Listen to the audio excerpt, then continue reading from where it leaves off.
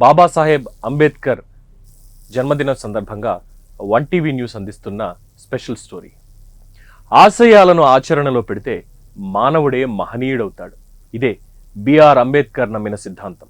భారత సమాజాన్ని నిరంతరం నడిపిస్తున్న మహాశక్తి డాక్టర్ బిఆర్ అంబేద్కర్. ఆయన భావాలకు మరణం లేదని ఇప్పుడు ప్రతి నోటా వినిపిస్తున్న మాట. ఏప్రిల్ 14వ తేదీన డాక్టర్ భీమ్రావ్ అంబేద్కర్ 135వ జయంతి వేడుకలు నిర్వహించడానికి ఊరు వాడా సిద్ధమవుతున్నాయి. ఈ సందర్భంగా అంబేద్కర్ జీవితంపై 1TV న్యూస్ స్పెషల్ స్టోరీ.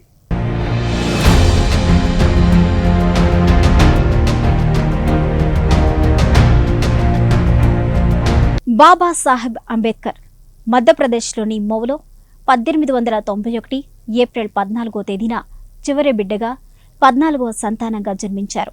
తండ్రి సుబేదార్ రామ్జీ మాలోసి సక్పాల్. ఆయన బ్రిటిష్ సైన్యంలో పనిచేశారు. బిఆర్ అంబేద్కర్ తండ్రి సెయింట్ కబీర్ అనుచరుడు.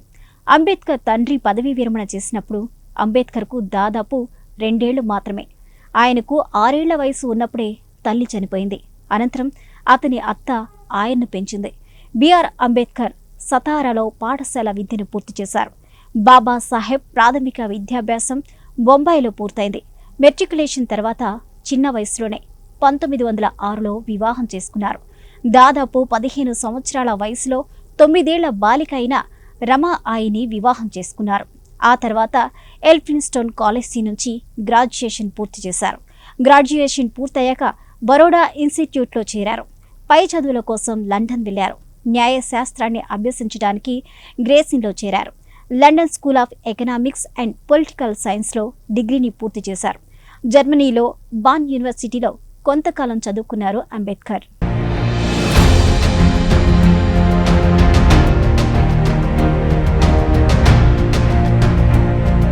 అనంతరం 1924లో ఇంగ్లాండ్ నుంచి తిరిగి వచ్చిన తర్వాత అణగారిన వర్గాల సంక్షేమం కోసం ఒక సంఘాన్ని ప్రారంభించారు. దీనికి సర్ చిమన్ లాల్ సెతల్వాద్ అధ్యక్షుడిగా, డాక్టర్ అంబేద్కర్ చైర్మన్ గా ఉన్నారు.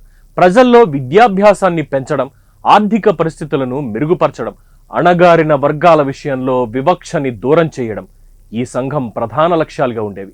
ఈ నేపథ్యంలోనే అణగారిన వర్గాల సమస్యలను పరిష్కరించడానికి బహిష్కృత్ భారత్ వార్తాపత్రిక 1927 ఏప్రిల్ 3న ప్రారంభించారు.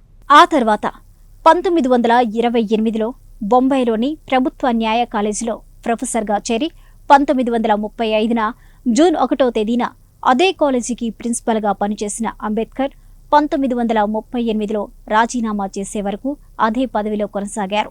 1936లో ఇండిపెండెంట్ లేబర్ రాజకీయ పార్టీని స్థాపించారు. ది యానిహిలేషన్ ఆఫ్ కాస్ట్ అనే పుస్తకాన్ని అంబేద్కర్ హిందూ మత పెద్దలను, కుల వ్యవస్థలను తీవ్రంగా విమర్శించారు. వైస్రే ఎగ్జిక్యూటివ్ కౌన్సిల్లో కార్మిక శాఖ మంత్రిగా కూడా ఆయన పనిచేశారు. స్వాతంత్ర్యం అనంతరం 1947లో దేశ తొలి ప్రధాని జవహర్లాల్ నెహ్రూ తొలి మంత్రివర్గంలో న్యాయశాఖ మంత్రిగా నియమితులయ్యారు. స్వాతంత్ర్యం అనంతరం అంబేద్కర్ కాంగ్రెస్ నేతృత్వంలో మొదటి న్యాయమంత్రిగా పనిచేశారు. 2 వారాల తర్వాత ఆయన భవిష్యత్ భారత్ గణతంత్ర రాజ్యాంగానికి రాజ్యాంగ ముసాయిదా కమిటీ చైర్మన్గా నియమితులయ్యారు. డాక్టర్ అంబేద్కర్ ప్రధానంగా సమానత్వం, సామాజిక న్యాయం, అంటరానితనం వంటి దళితుల హక్కుల కోసం పోరాడారు.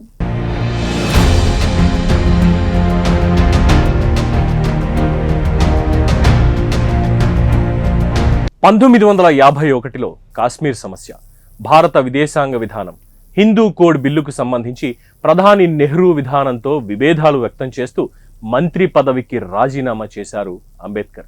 అక్టోబర్ 14, 1956న నాగపూర్లో జరిగిన ఒక చారిత్రాత్మక కార్యక్రమంలో బౌద్ధ మతం స్వీకరించారు. 1948 నుంచి మధుమేహంతో బాధపడుతున్న బాబాసాహెబ్ 1956 డిసెంబర్ 6వ తేదీన నిద్రలోనే మరణించారు. ఆ మహానుభావుడి స్మృతికి నివాళులర్పిస్తూ వారి జయంతి రోజున మరొక్కసారి ఆ మహానుభావుడిని గుర్తు చేసుకుంటోంది 1TV న్యూస్.